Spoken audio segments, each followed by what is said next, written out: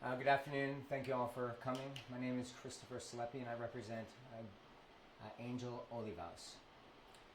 In this case regarding the death of Zariah Moreno, that stems from an incident that occurred in the early morning hours of August 12, 2024. First and foremost, I would like to say that the passing of Ms. Moreno is nothing short of tragic. As a father myself, I grieve for Ms. Moreno's family. I cannot imagine the pain they must be feeling in the wake of this loss. I know that our community here in Tucson also mourns with them. Yesterday, the Pima County Attorney's Office made the decision to dismiss the charges against Mr. Olivas in this case. While I'm sure it was a difficult decision for them to make, I believe it was the correct decision, and I applaud them for having the courage to make it. This case has understandably garnered much media attention, and I have read and heard many terrible and frankly outright false claims about what happened that morning. Based on these unfounded claims, Mr. Olivas has had his name dragged through the mud. He has received threats and hatred that no person, especially an innocent person, deserves. Our criminal justice system is founded upon many pillars of principles that we in the legal community strive to uphold every day. Principles such as the presumption of innocence, the right to confront your accusers, the right to a trial by jury of your peers. These principles do not only apply when it is convenient or when it is easy. They apply always. A failure to uphold the rights of anyone is a threat to the rights of everyone. It has become apparent to me in recent weeks that Mr. Olivas has already been found guilty by many in the court of public opinion. Through the release of extremely limited and questionable information from dubious sources, many in our community have already made the decision that they know enough about this case to determine that Mr. Olivas is guilty. Thankfully, we do not determine actual guilt in the court of public opinion, and we do not do so on the basis of rumor and conjecture. Mr. Olivas has maintained his innocence from the beginning of this ordeal, and he steadfastly maintains his innocence now. The decision by the Pima County Attorney's Office to dismiss the charges against Mr. Olivas yesterday confirms what we have known for weeks. The Pima County Attorney's Office does not currently have enough evidence to convict Mr. Olivas in a court of law. I understand from speaking with the prosecutors in this case that their stance is that the dismissal is not the end of the case and that their investigation into this incident will continue.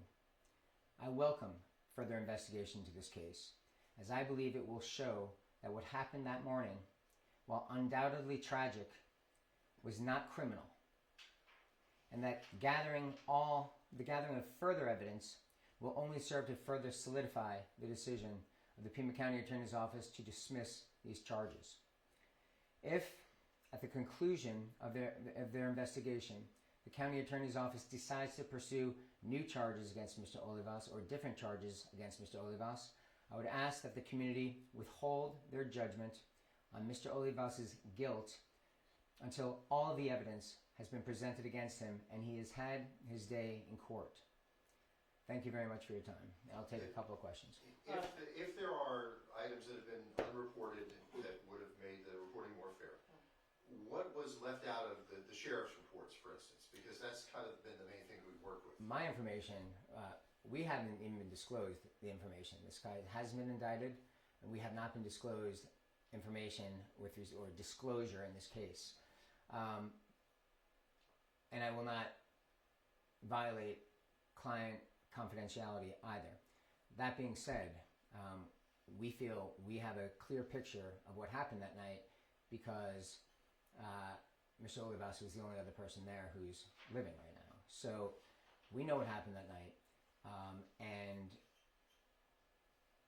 I have an idea of what they're looking for, what the county attorney's office is investigating further, and I'm looking forward to receiving that when it comes in. I think that, again, it would serve to exonerate and acquit rather than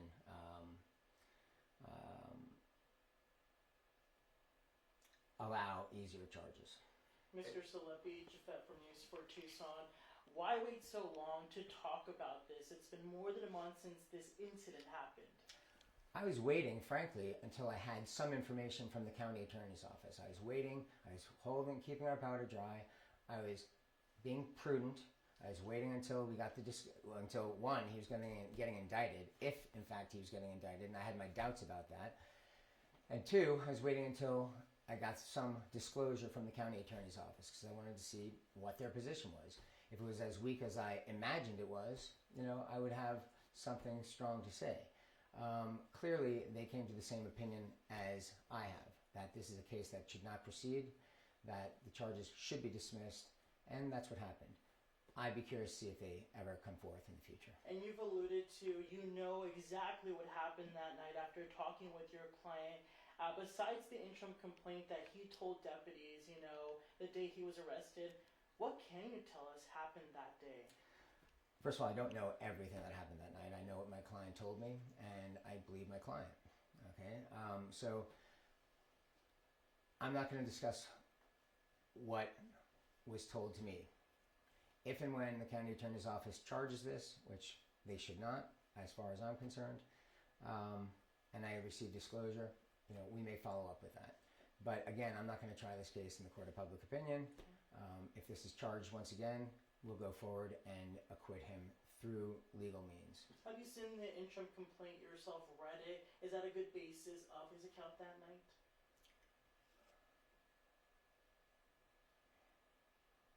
I think it's missing some information.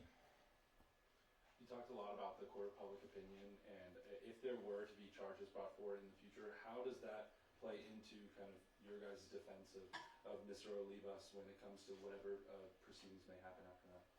Well, I think the facts will speak for themselves in this case, and that's why whether this case proceeded and we had to litigate or whether it got dismissed this way, one way or the other, I think the outcome is going to be the same.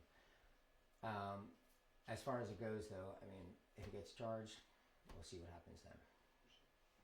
Are any of the family members of Angelito here that could speak to us today? They know that I'm giving this press conference. I've invited them to stay with me. They are not going to appear. They wanted a statement made because there's been a lot of statements made, except not from Mr. Olivas, except for one. So they wanted me to come out and speak with you, but again, they're not seeking attention. They also mourn for Zariah, and they didn't want to risk inflaming anything anymore. If they had not dropped the charges, would you have pressed forward on speedy trial just to try to move it ahead before they leveled any higher charges?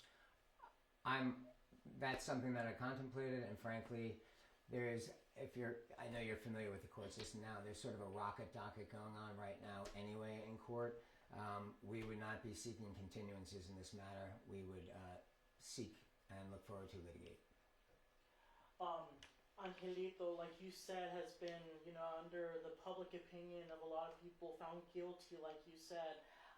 Could you tell us his situation? Is he being, kept away in a secure place where, nobody can, really find him? Because I'm sure you're aware, a lot of people have been, hating against him, under the public opinion.